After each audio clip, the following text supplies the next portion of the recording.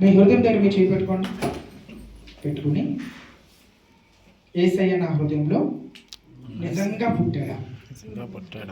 ఎందుకు ఈ ప్రశ్న వేసుకోవాలంటే అసందర్భానుసారమైనదైనా కానీ ఒక మాట మీద చెప్తాను. వచ్చే సంవత్సరాలకు ఉంటామనే గ్యారంటీ ఎంతమందికి ఉంది? వచ్చే క్రిస్మస్ నేను ఉంటాను ఖచ్చితంగా. Maybe this is the last Christmas in your life. Maybe అయితే ఒకవేళ చివరి క్రిస్మస్ అయితే మరలా మన జీవితంలో మరొక క్రిస్మస్ రావడానికి సమయం పడితే, లేకపోతే ఈ క్రిస్మస్ని మనం ఎలా సెలబ్రేట్ చేసుకోవాలి? కొంతమందిని జ్ఞాపకం చేస్తాడు భక్తులు. అందులో ప్రాముఖ్యంగా ప్రధానంగా గొర్రెల కాపరులు. వాళ్ళు చేసిన అల్లరి జాగ్రత్తగా వినాలి మీరు. వాళ్ళు చేసిన అల్లరే అంటాను నేను. ఎందుకనంటే దేవదూతలు ఏ సమయంలో వెళ్ళి శుభవార్తను తెలియచేసే గొర్రెల కాపరులకి? 8వ వచనం చదవండి ఒకసారి. లూకాసు వార్త 2వ అధ్యాయం 8వ వచనం. కొందరు గొర్రెల కాపరులు ఏ వేళ అండి? రాత్రి వేళ మందల్ని కాచుకుంటున్నారు. లైట్ వేసుకోండి లోపల.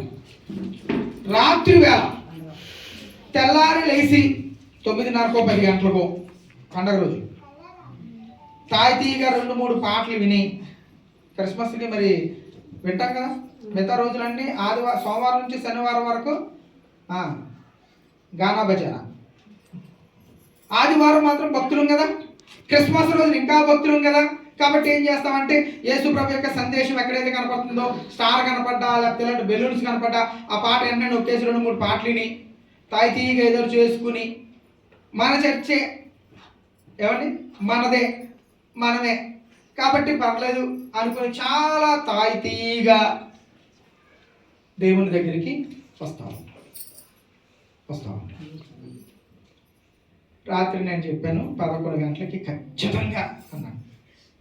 నేను 11:10కి 11:08కి ఇక్కడ ఉన్నాను నేను. ఎందుకంటే మాకు టాస్క్ ఇవ్వాలి. లేదంటే నేను టైం టు టైం, మీకు టైం కంటే ముందు ఉంటాను నేను. ఓకే, అది విచిత్రం ఏంటంటే కారు తీసుకొచ్చినప్పుడు నేను దిగిపోయాడు, అది సంతోషం. సాధారణంగా 2 మెట్లు దిగి చాలా ఇబ్బంది పడి అవే లేదు. గబగబ దిగేసారు, కారు బాగా ఎక్కేసారు. ఇక్కడ దిగడానికి కొంచెం టైం పట్టి పని. ఓకే, సమయానికి దేవుని యొక్క సన్నిధిలో ఉండాలి అనేటువంటి ఆలోచన మనకి ఎప్పుడు వస్తుంది అంటారు?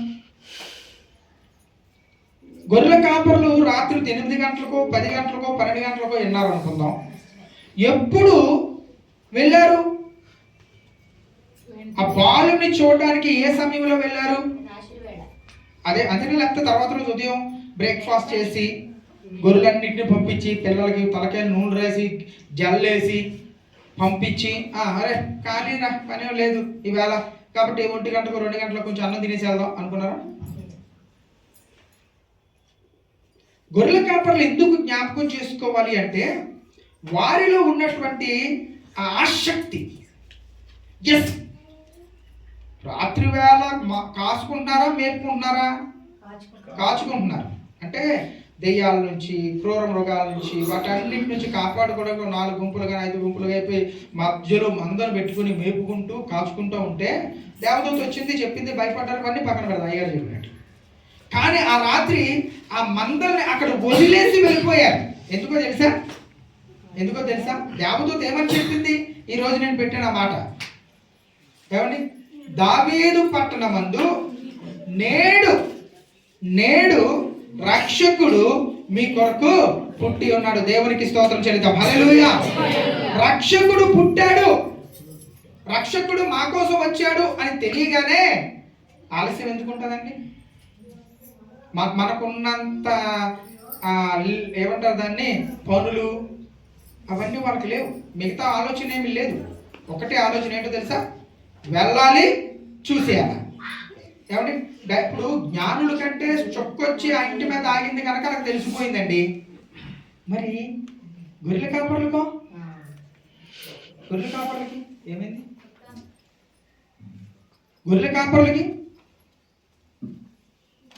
ఏ ఇల్లు తెలుసా?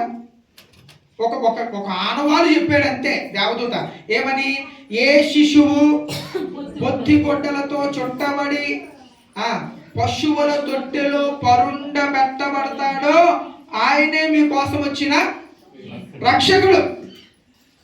అంటే ఆ రోజు యేసుప్రభు ఒక్కడే పుట్టుంటాడా? లేకపోతే ఆ వెళ్ళిన ఊరిలో ఆ చిన్న పిల్లోడిగా యేసుప్రభు ఒక్కడే ఉండుంటాడా? లేకపోతే ఆయన పుట్టినటువంటి ఊరిలో ఈ ఇల్లు ఒక్కటే ఉందా? చెప్పండి. ఆ ఇల్లు ఒక్కటే ఉందా? మీరు మాట్లాడలేదు. ఆ రాత్రి కూడా చాలా మంది జన్మించుంటారు, చిన్న బిడ్డలు ఉంటుంటారు. అంటే ఏం చేసి ఉంటారు చెప్పండి ఒకసారి నాకు. డైరెక్ట్ గా ఆ పశువుల పాక దగ్గరికి వెళ్ళిపోయి యేసుప్రభు నువ్వేనా అని అడిగారా? అంటే ఏం చేసి ఉండాలా?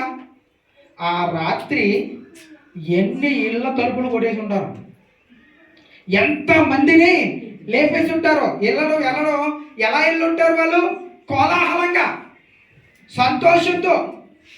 ఏమండి మన బతుకులే పిరికి బతుకులు, భయపడే బ్రతుకులు. గొర్రెల కాపర్లు ఆ మహిమను దేవదూతను చూసి భయపడ్డారు, కానీ ప్రతి చిన్న సేవ సిట్టుకు బట్టి భయం. మనకి కాంబో కొట్టాలంటే భయం, చప్పలు కొట్టాలంటే భయం, కంచెలు కొట్టాలంటే భయం, గట్టిగా అల్లెలే చెప్పాలంటే భయం, అంటే గట్టిగా పాటలు పాడుకుంటూ లోపలికి రావాలంటే భయం. మేము మాత్రం గొర్రెల కాపర్ల కంటే గొప్పవాళ్ళం. ఆలోచన చేయాలి మనం ఖచ్చితంగా. ఏంటి క్రిస్మస్లో ప్రభు నీతో చెప్పాలని అనుకుంటున్నాడు అంటే, భయపడకూడదు అనే మాట కేవలం గొర్రెల కాపర్ల కొరకేనా? చెప్పండి. గొర్రెల కాపర్ల కొరకైతే మన కొరకు రావాల్సిన అవసరము లేదు. ఈ రోజు కూడా క్రీస్తును ప్రకటించడానికో, క్రీస్తు మాటలు చెప్పడానికో మనం ఏమైపోతున్నామంటే సత్య సావు బతుకుతూ మన బతుకులు ముందుకు తీసుకెళ్తున్నాం. సమాజం అంటున్నాం, చుట్టుపక్కల వాళ్ళు అంటాం, లేకపోతే పోలీసు వాళ్ళు అంటాం, లాయర్లు అంటాం, ఆడంటాం, వీడంటాం. నిజమైనటువంటి క్రిస్మస్ ఆనందాన్ని సరిగ్గా అనుభవించలేకపోతున్నాం. ఈ రోజున అనుభవించలేకపోతున్నాం. ఏంటంటే సమాజానికి భయపడిపోయాడు మన బతుకులు. మీతో పాటు నేను కూడా అలాగే తయారవుతున్నాను. మట్లాదివారం రోజున ఒక ప్రాంతం అంతా తిరిగేసి వద్దాం అనుకున్నాం. ఆ ముందు రోజు ఎక్కడో ఏదో జరిగింది. ఏమైపోయింది? మనం అభిజం అన్ని సరి చేసుకుని, అన్ని కరెక్ట్గా పెట్టుకుని, ఎవరెవరు ముందు ఉండాలి, ఎవరు పాటలు పాడాలి అన్నీ అనుకుని భయపడకూడని ప్రభు చేత చెప్పబడుతూ ఉన్నప్పటికీ కూడా మనం ఏమైపోతున్నామంటే క్రిస్మస్ లాగా ఆరాధన చేయలేకపోతున్నాం. గొర్రెల కాపర్ల రాత్రి ఇంట్లోకి వెళ్ళి తలుపు కొడితే ఎవరైనా అనుకుని పర్లే, మా కోసం ఎవరు పుట్టాడు? రక్షకుడు పుట్టేశాడు. మేము ఎవరి కోసమైతే ఎదురు చూస్తున్నామో ఆయన మా కోసమే లోకానికి వచ్చేసాడు. దేవునికి స్తోత్రం చేయలేదు. హల్లెలూయా. ఇది 2025 వచ్చేసినప్పుడు కూడా భయపడుతూనే మన బ్రతుకులు బతుకుతున్నామంటే దేవదూత మరలా వచ్చి మనతో చెప్పాలన్నమాట ఒక మాట. ఏమని? Don't fear. భయపడి చచ్చిపోకండి అని చెప్పాలా? భయపడకండి అంతే. ఈ రోజున 2025 సంవత్సరంలో 25/12/25 బాగుంది. మరలా రాదు మనకి. ఇలాంటి డేట్ మరలా రాదు ఏంటి? 25/12/26 వస్తుంది, 25/12/27 వస్తుంది, కానీ మరలా 25/12/25 ఇలాంటి కామన్ డేట్ మరలా మనకి రాదు. ఈ రోజున ఒక నిర్ణయంలోనికి రావాలి, ఒక తీర్మానంలోకి వచ్చేయాలి. ఈ క్రిస్మస్ పండుగలో ఏంటో తెలుసా? ఇక నుంచైనా క్రీస్తుని ప్రకటించడానికి భయపడకుండా ఉండాలి. ఆ దేవదూత ఎవరెవరితో భయపడకూడదని చెప్పాడు? ఫస్ట్ ఎవరితో చెప్పాడు? జకరియాతో చెప్పాడు. ఫస్ట్ ఎవరితో చెప్పాడు? జకరియాతో చెప్పాడు. తర్వాత మరియతో చెప్పాడు. తర్వాత గొర్రెల కాపరులతో చెప్పాడు. యోసేపుతో కూడా చెప్పాడా భయపడుకొని? అవునా? నువ్వు చదివిన దాంట్లో ఉందా నాన్న? చదువు ఒకసారి చూడు. అవునండి, నా బైబిల్లో ఏమైనా తప్పు రాసి ఉందేమో డౌట్ వచ్చింది నాకు. ఒకటి వచ్చాను, మత్తయి వార్త ఒకటి వచ్చాను నాన్న.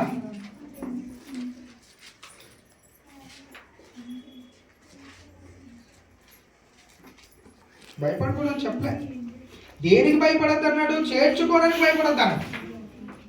చేర్చుకోవడానికి భయపడద్దు అన్నాడు. కానీ నన్ను చూడటం వల్ల భయపడాల్సిన అవసరం అంటే గుర్తుపెట్టుకోండి. ఓకే, దానికి కూడా నేను ఒప్పుకోవాలి, తప్పదే. ఏమండి, భయపడకునే మాట అక్కడ కూడా వచ్చింది. కానీ ఎందుకు వచ్చింది? ఆమెను చేర్చుకోవడానికి భయపడకూడదు. రాస్తామా మన మాట? భయపడక వచ్చామా? Okay okay. దాంట్లో 20 వచ్చిన చివరి మాటలు అంటాడు, ఆమెను చేర్చుకున్నటకు భయపడకు. ఓకే, ఏమంటే భయపడకు అనేటువంటి ఈ సందర్భము మన జీవితాల్లో ఈ రోజున అర్థం చేసుకోవాల్సినటువంటి అవసరం మనకి ఉంది. భయంతోనే బ్రతుకుతున్నామండి. ప్రతి విషయంలో భయమే మన బ్రతుకులు, ప్రతి విషయంలో. ఒక్కోసారి ఫోన్ రింగ్ అయితే కూడా భయపడే వాళ్ళు ఉన్నారు, తెలుసా మీకు? ఫోన్ రింగ్ అయితే భయపడే వాళ్ళు ఉన్నారు. నాకు కూడా భయమే.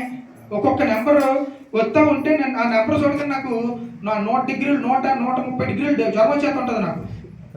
ఒక్కొక్క నెంబర్ చూస్తే 130 డిగ్రీలు, 106 108 దాటితే చచ్చిపోతాడు. కానీ చచ్చిపోవట్లేదంటే బీపీలు షుగర్లు ఎక్కువైపోతూ ఉంటాయి ఒక్కొక్క నెంబరు. ఏమండి, భయమే.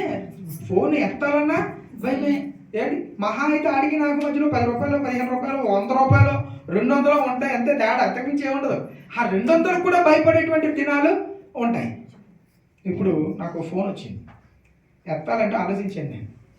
ఎవరో కాదు, అరుణే ఫోన్ చేశాడు. అరుణే, నేను పంపించినటువంటి వ్యక్తి అక్కడికి వెళ్ళిన తర్వాత ఫోన్ చేస్తే ఏం మాట్లాడాలో అర్థం కాలేదు నాకు, అర్థం కాలేదు. మహా అయితే ఆయనకి అంతవరకు 800 అంతే. అరుణ్ కాదు, అవతల వ్యక్తి. దానికోసం కూడా మనం భయమే భయమే. ప్రతి చిన్న విషయానికి భయపడుతున్నాం. క్షేమను చూస్తూ ఉంటే భయపడతా ఉంటాం. ఎందుకు? నేను మొండిగా ఉంటానని మీ అందరూ తెలుసు. పోయిన ఆదివారం చాలా సీరియస్గా మాట్లాడుకుంటూ ఉంటే ఇక్కడ ఒక రాక్షస్ ఉంది. నేను చెయ్యాలి చూపించట్లేదు, మీరు అందరూ ఆయన చూసారంటే మరి నా మీద ఇప్పుడు కత్తి కట్టేది. వచ్చి కాలు మీద లాగనేటప్పటికి కయ్యమని లెగ్స్ అవసరం పడ్డాను నేను. వీరుడు సూర్యుడు ధీరుడు. ఏమండి, ఆయన కొట్టేస్తా నేను కొట్టేస్తా, ఆయన సంపత్తి నేను సంపత్తి సంపేస్తావు. కానీ కాలు మీద లాగనేటప్పటికి ఏమో అమ్మాయి కంగారు వచ్చిపోయి జనాల మీద ఏట్రంటే పిల్ల కింద నుంచి చుట్టుకుని వస్తుంది. ప్రతి దానికి భయమే, ప్రతి దానికి భయం. మెట్లు ఎక్కాలంటే భయం, మెట్లు దిగాలంటే భయం, రోడ్డు మీద వెళ్ళాలంటే భయం, రోడ్డు మీద రావాలంటే భయం. ఆఖరికి మనం రోజు నడిచే ఇంట్లో నడవడానికి కూడా భయమే. ఎందుకంటే పని వెళ్ళి వచ్చేసేవి, వీటి మీద నీళ్ళున్నా కనపట్లేదు, నూనెన్నా కనపట్లేదు. అడ్డామా నడ్డు 30 ముక్కలు అయిపోతాం. లేపడానికి ఎవరు లేడు అనుకోండి, మా నాన్న వదిలిపెట్టి వెళ్ళడానికి నాకు భయం అనిపించదు. ఎందుకంటే ఈయన అక్కడ కదలడం, ఎక్కడ కదా కూర్చుంటాడు. ఒకసారి అలా బయటికి వెళ్ళి అవసరం ఒకసారి నడిచి వచ్చేస్తాడు, మామూలు కూర్చుంటాడు. ఏమండి, మా నాన్న ఇంటి వంటగదిలోకి వెళ్ళాడేమో, ఎందుకంటే నా వంటగది చాలా అందంగా ఉంటుంది.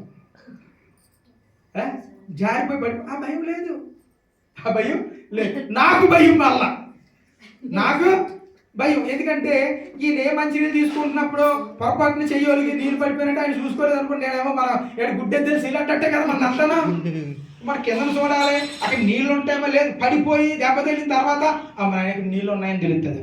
ప్రతిదానికి భయమే మన జీవితాల్లో, ప్రతిదానికి. ఉదయం లేచిన దగ్గర నుంచి రాత్రి పడుకునే వరకు, రాత్రి పడుకునే దగ్గర నుంచి తెల్లవారి లేచే వరకు భయమే. రాత్రి ఏదైనా ఒక సౌండ్ వస్తే, తలుపు కొట్టిన శబ్దం రాత్రి 12 గంటలకు వచ్చింది అనుకోండి, ఎంతమంది ధైర్యంకి వెళ్ళి తలుపులు తీసేస్తున్నాం? నో, ఎవరం లేము భయం. కానీ ఈ రోజున ఒక శుభవార్త ఏంటో తెలుసా? నీ జీవితంలో ఎలాంటి భయం ఉన్నా ప్రభు నీకు ఒక అభయం ఇస్తా ఉన్నాడు. ఏమని? చేతి ఇక్కడ పెట్టుకోండి, చెయ్యి ఇక్కడ పెట్టుకుని ధైర్యం కోసం చెప్పుకుందాం. దేనికోసం? ధైర్యం కోసం. ఏంటది? భయపడను. భయపడను చెప్పండి. క్రిస్మస్ రోజున నేను సమర్థించుకోవడానికి ప్రయత్నం చేస్తున్నాను, భయపడను చెప్పుకోండి. అబ్బే, ఎందుకు భయపడతారు? ప్రతి విషయంలో భయం. అందుకే ప్రభు వారు మొత్తం బైబిల్ గ్రంథంలో ఎన్నిసార్లు రాయబడిందో తెలుసా? భయపడుకో అనే మాట 366 సార్లు. ఏ చేంజ్ అమ్మా? చేంజ్ అట. నా తల్లి తీసుకుని పోనించుకోలేదు నువ్వు.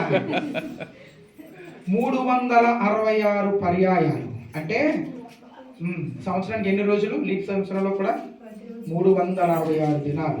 అంటే ప్రతిరోజు తెల్లారే ప్రభు నీకు చెప్తున్నాడు, ఇది భయపడతాడు. ప్రభుకి ప్రతిదీ తెలుసు. కాబట్టి ఏం చేస్తాడంటే, నీవు భయపడకు. ఒక మంచి అభయం ఈ రోజున నీ జీవితానికి, నీ బ్రతుకు ఏంటో తెలుసా? దేవుడే చెప్తా ఉన్నాడు, భయపడవలసిన అవసరము నీకు లేదు. మరియతో చెప్పాడు, యోసేపుతో చెప్పాడు, గొర్రెల కాపరులతో చెప్పాడు, ఏమండి జ్ఞానులతో అక్కడికి వెళ్ళొద్దని చెప్పాడు, ఏమండి ఎలిజబెత్తో చెప్పాడు. బైబిల్ గ్రంథంలో ఎంతో మందితో చెప్తూ ఉన్నప్పుడు నీతో నాతో కూడా ప్రభు మనతో చెప్తా ఉన్నాడు. ఏమని తెలుసా? భయపడాల్సిన దేనికి భయపడమన్నాడో తెలుసా? మనుషుల్ని చంపే వాళ్ళని బట్టి భయపడమని చెప్పలే. మనిషిని అప్పుడు పొడవడానికి వచ్చిన దానికి కూడా భయపడాల్సిన అవసరం లేదట, బైబిల్ చెప్తా ఉంది. కానీ ఎవరికి భయపడమన్నాడో తెలుసా? ఆత్మను సహితము నరకములో పడవేయు వానికి, ఆయనకి భయపడితే సరిపడి. మనకి 2025లో వచ్చే ఆదివారం చివరి ఆదివారం 2025లో ఏమండి, ఇంకొక గురువారం మన జీవితంలో వచ్చింది అనుకోండి, నెక్స్ట్ థర్స్డే ఏంటి? New year 2025. ఈ నెలను, ఈ సంవత్సరాన్ని ప్రారంభించేటప్పుడు ఆశీర్వాదకరంగా ఉండబోతున్న 2025, దీవెనకరంగా ఉండబోతున్న 25. ఒక 7 రోజుల తర్వాత పెంటలా గడిచిపోయిన 25 అంటున్నాం. ఆలోచించండి ఒకసారి. పెంటలాగా గతించిపోయింది, మట్టిలాగా, నేలలాగా, ఆవిరిలాగా, ఎన్ని మాటలు చెప్తావు, గతించిపోయింది. ప్రారంభంలోనేమో ఆశీర్వాదం, చివరికి వచ్చేటప్పటికి దరిద్రం అంటున్నాం. మళ్ళీ 2026 ఆశీర్వాదకరமாக 2026. 6న మాట చాలా దరిద్రం, మీరు గుర్తుపెట్టుకోండి. 2026లో 6 అనే మాట వచ్చింది చూసారా? 6 అనే మాట చాలా ప్రమాదకరమైంది. ఏమండి, మన చేతుల మీద ముద్ర వేయబడేటువంటి సంఖ్య కూడా 6 అనేటువంటి సంఖ్య. ఏమండి, 6 అనేటువంటి ఆ సంఖ్య గుర్తుపెట్టుకోండి. ఎంత జాగ్రత్తగా ఉండాలి. మీకు మాట చెప్తాను, నెంబర్లు మనల్ని ఏం చేయలేవు, కరెక్టే. కానీ ఎంత జాగ్రత్తగా జీవనాన్ని కొనసాగించాలో. దేవుడు ఎప్పుడు కూడా మన కోసం ప్రమాదాలు, కష్టాలు, సమస్యల్ని ఏది కూడా మన కోసం ఉంచడు. అంటే మన జీవితం, మన జీవన విధానం, మన మాట్లాడే మాటలు, మనం చూసే చూపులు, లేకపోతే మనం వెళ్ళేటువంటి రహదారులు, ఏదో దాని వలన దేవునికి నువ్వు దూరమైపోయి, దేవునికి ఏమైపోతున్నాం అంటే దూరమైపోతున్నాం. బైబిల్ చెప్తున్న మాటలు మనం జాగ్రత్తగా ఆలోచించాల్సిన అవసరం ఉంది.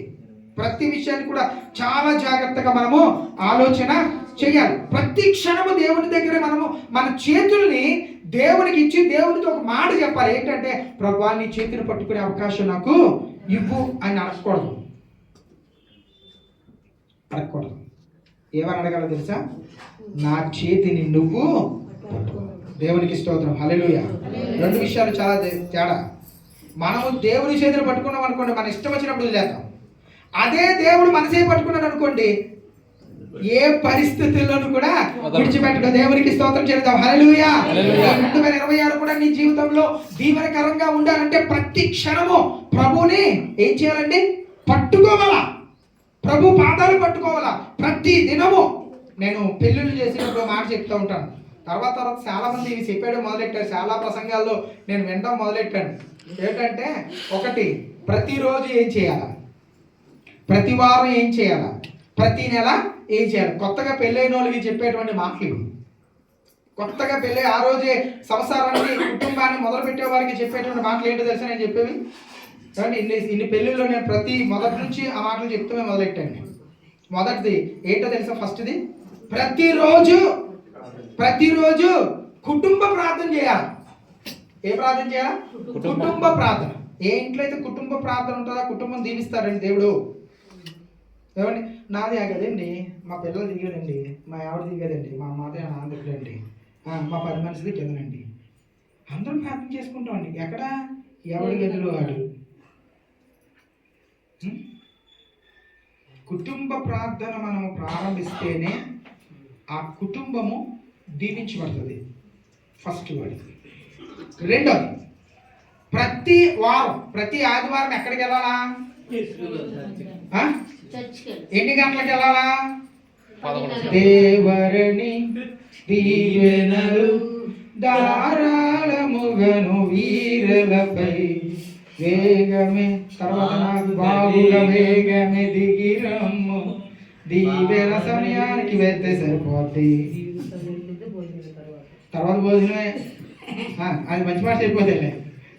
ఏమండి, దీవెన సమయానిక మనం ఎలా ఆలోచిస్తున్నాం అంటే, ప్రారంభ ప్రార్థన నాకు కాదు, పాటలకి నాకు సంబంధం లేదు, అలా స్తుతి ఆరాధన ఉందే అమ్మ బాబోయ్ దానికి నాకు అసలు పడనే పడదు. సాక్ష్యాలు దేవుడు మనకి ఎందుకు చేస్తాడు? కుటుంబ ప్రార్థన ఉండవు. ఆదివారం మనం దేవుని సన్నిధికి సమయానికి రాము. దేవుడు ఎందుకు చేయాలా చెప్పాలి నాకు? ఒకసారి మైక్ అడిగితే మధ్యలో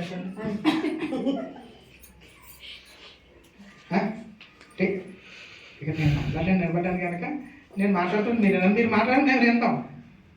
ఏమండి, ప్రతి వారం ఖచ్చితంగా దేవుని మందిరంలో ఉండి తీరాలి, అంతేనండి. 52 వారాలు అంతే. ఈ సంవత్సరంలో 52 వారాలు నేను వచ్చాను దేవుని మందిరానికి అన్న చేయొద్దండి. ఇప్పుడు కాదు, ప్రతి ఆదివారం. శ్రీనివాసరావు గారు